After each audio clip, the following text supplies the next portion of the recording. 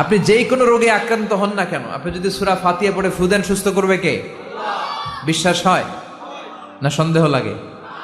যাদের বিশ্বাস হয় তাদের ফুতে কাজ হয়ে যাবে, আর যাদের সন্দেহ লাগে এরা 1000 বার ফু দিলেও কোনো কাজ হবে না।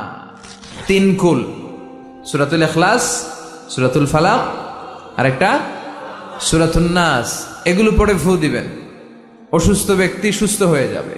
তাহলে অসুস্থ হলে কোন সূরা পড়ে ফু দিবেন? কথা বলেন। হুজুরের কাছে গেলে হুজুর এটা পড়েই ফু দেয়, প্যারাসিটামল 3 বেলার মতো। সব রোগের জন্য কোন সূরা?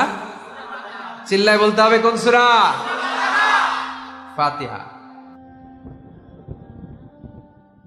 বিষ্ণু বলতেন, হায়াতাকা ক্বাবলা মাউতিক, মৃত্যু আসার আগে জীবনকে কাজে লাগাও।